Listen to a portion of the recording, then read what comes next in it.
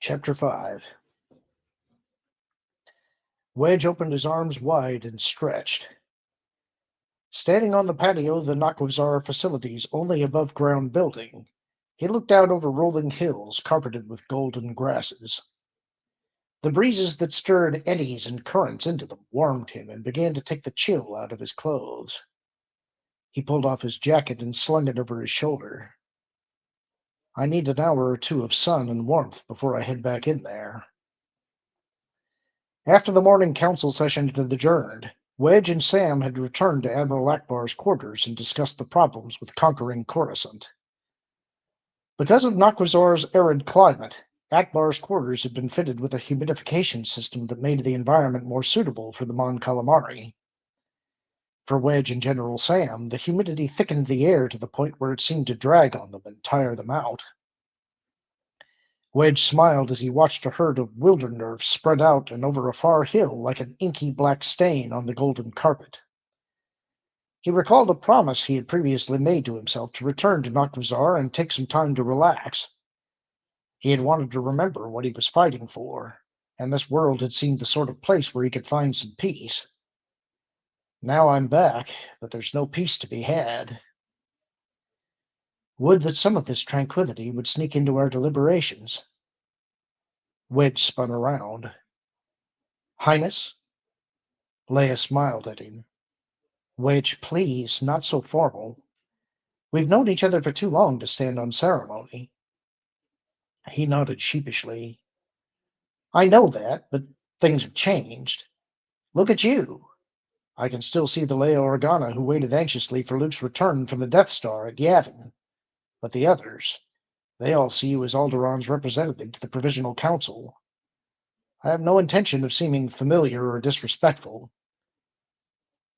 Things may have changed, Wedge, but not us. I don't think I can agree with that idea entirely. Wedge hung his jacket over the back of the metal chair and leaned heavily upon it. Yavin was over 7 years ago. I've gone from being a pilot who thought he was very good to someone who leads a squadron of hotshots and aides and aides an admiral in planning assaults on the Imperial capital. Leia nodded and drew a chair up beside the one upon which Wedge leaned. Back at Yavin, we didn't have any admirals. We barely had any ships at Yavin. We had General Dodonna, but he's gone. Wedge seated himself beside her. You've gone from being the youngest person ever to be elected to the Imperial Senate to the fusion reactor for the whole rebellion. Mon Mothma may lead us, and Admiral Akbar may fight for us, but you're the one who keeps all the disparate parts of the New Republic working together. How you do that, I can't even begin to guess. She laughed lightly, and Wedge smiled in response to the sound. Keeping Han and Luke out of trouble has often been far more easy, to be certain. There are times it feels as if this rebellion could be measured in decades, not years. I was thinking centuries, but your point is well taken. Wedge shook his head. Are all the council meetings this difficult? Some are. This one in particular is prickly. Borsk Failure has some issues he wants dealt with, and he has taken steps to see to it that he gets his way. I think Admiral Akbar is holding his own. That's because Failure is playing for a longer game. He has things well thought out, and he's a stickler for details. What do you mean? Leia looked at him with a mixture of surprise and pity in her eyes. Oh, Wedge, you wouldn't believe how well Failure has orchestrated things to work against Admiral Akbar. Try me. You're on. Leia swept a hand out to take in the nearly treeless landscape. Failure arranged for this meeting to be held here, on Nakwazar. He is right at home here. These savannas closely resemble his home range on Bathawui. Mon Mothma, you, me, and the other humans find the climate and setting pleasant enough, that we're at ease. Karathar, the Wookiee counselor, does not like a world with wide blue skies and a lack of trees. Asking him to live underground is to come within millimeters of violating his personal honor, and you know how touchy Wookiees are about that. Yeah, Now that you mention it, Nakwazar and Kashyyyk have very little in common. Admiral Akbar and the other man calamari don't like the dry air here. Cien Tev and his Celestans find it a bit hot here. Leia shrugged. As a result, most of those who oppose Westphalia are ill at ease here. It will be easy for tempers to flare and people to decide someone. Admiral Akbar. Right. Someone is being stubborn. This could influence voices and could go against Akbar and his plans. The princess sat back and smoothed her gown against her thighs. Of course, Akbar knows all of this, which is why he advanced the blockade's plan. He knew it would not work, so now if he retreats from that position, he shows himself to be reasonable and willing to compromise. This means the other side must compromise too. Wedge frowned because until after the meeting, when Admiral Akbar had explained these things to him, he'd completely missed the significance of what Leia had just indicated was blatantly obvious. I think finding enemy ships and shooting them up is easier than this politics stuff. Possibly, but it's a matter of scale. You lead your people against several dozen Imperials at a time. Each of us represent millions and billions of individuals, and our goal is the overthrow of billions. We cannot afford to be so direct or free. Once upon a time we could. True, but then we were all self-elected members of an outlaw movement. Now we speak and act for a whole world. Leia reached over, took Wedge's hand, and gave it a squeeze. Back in those days, I scarcely dared dream we'd have these problems to deal with in the future. Wedge patted the top of her hand. Yeah, in those days it seemed as if our children and grandchildren would still be fighting the Empire. Indeed. She laughed again. So, Wedge Antilles, any prospects on the horizon for you contributing to the rebellion's next generation?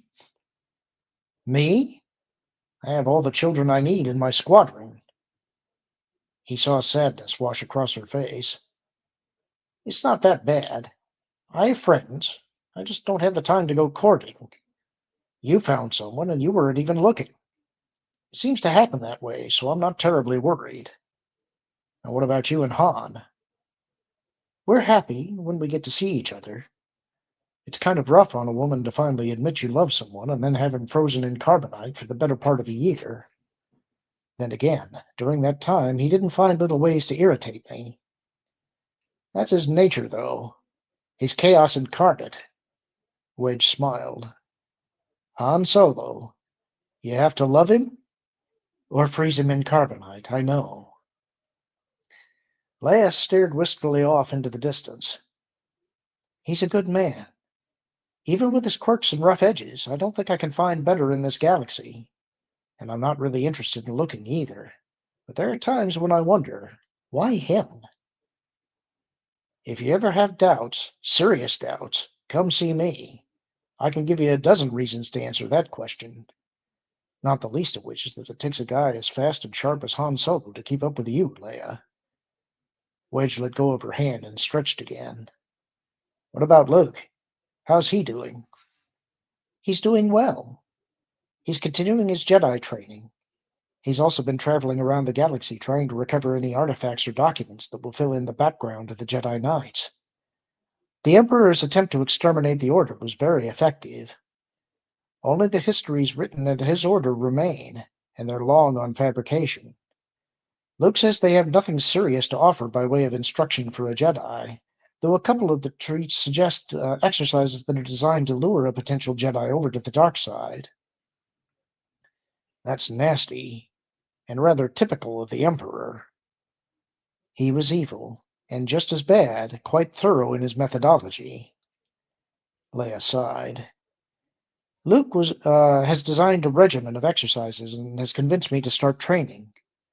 I do them when I can, but a Jedi is supposed to be tranquil and at peace when she acts, and the frustration inherent in my position often keeps me away from the proper frame of mind.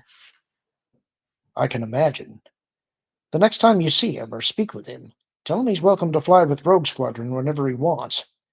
I've got a good bunch of people, a solid core group of which I'll be adding new people as they become available. Wedge sat forward. We've rebuilt the squadron by filling it with good pilots who also have other skills. Akbar wanted, and we've got now an elite group that can handle everything from pitched battles to covert entry and scouting operations. Adding a Jedi Knight into the mix wouldn't hurt a bit. I suspect Luke would like flying with you again, but the responsibility of being the last, or rather, the first new Jedi Knight, weighs very heavily on him right now. He's busy discovering as much as he can about the tradition to which he has become heir. I'll give him your message, though. Thanks. A calm blink bleeped, and Leia produced it from within the sleeve of her great gown. Counselor Organa here. Leia, it's Mon Mothma. If you have a moment, I have some things to discuss with you. On my way. Leia snapped the comlink off, then leaned over and gave Wedge a kiss on the cheek. You may be right. We have changed, but I'm thankful that it's not so much that I can't sit with an old friend and relax for a minute or two. I'll see you later, Wedge. Goodbye, Leia. Wedge stood as she departed. Change we have, Leia, but change for the better, I think. 7 years is a long time, but I think we can handle 7 more. He smiled. And maybe another 7 after that. A man came out onto the patio and turned in Wedge's direction. Though white hair dominated the red on his head, his green eyes and sharp cheekbones made the resemblance to his son unmistakable. Wedge stepped to attention and saluted. The man stopped and returned the salute, then offered Wedge his hand. Pleased to make your acquaintance, Commander Antilles. Likewise, General Cracken. Is there something I can do for you? The general pointed Wedge back to his chair. If you have a moment. Wedge resumed his place. Go ahead. I wanted to thank you for taking my son in as a member of your rogue squadron. Thank me? Wedge chuckled. There are very few parents that would consider their children joining Rogue Squadron a good thing. I think you'll find I am rather unlike most parents, Commander. The elder Kraken had the same general build as his son, though he had thickened a bit in the middle, and jowls were just beginning to form on him. Many other commanders would have rejected him just because of his connection to me. They would assume I was using him as an agent to audit their activity. Are you? Should I be? Wedge shrugged. I don't think so, but General Sam has concerns over the security of my unit. I'm aware of the Selchu situation, but I am not overtly concerned by it. I trust you will report any problems in that regard. Of course. I expected nothing less. Kraken rubbed his hands together. Pash is a very talented man. I say this as his father and as a New Republic officer. His early success put him in a position where it was difficult for him to do anything else of apparent consequence, which meant he would have to push himself above and beyond his abilities to succeed. While I have no doubt he has not yet found the upper range of his talents, clearly his people could not keep up with him. His desire to do more was tempered by his knowledge that he could easily get them killed. It was a situation that would end up with him hating himself, either for having done nothing or having gotten his people killed. By joining you, he'll be challenged. You're a good man, Antilles. You don't take chances when you don't need to, but you don't shrink from doing the jobs that need to be done. You found the balance my son needs to find for himself. I don't expect you'll get him killed, but if he does die as a rogue, I know he'll have been doing the best he could do, the best for the rebellion. I'd hate to lose him, but if he has to go, doing so in that way isn't bad. I hope Rogue Squadron will live up to your expectations. I'm sure it will. The confidence in Airen Cracken's voice made Wedge's stomach tighten. Should it concern me, sir, that the head of Alliance Intelligence has just told me that his son will find his time in my unit challenging? Concern you, Commander? Yes, sir. Oh, I should think so, Commander Antilles.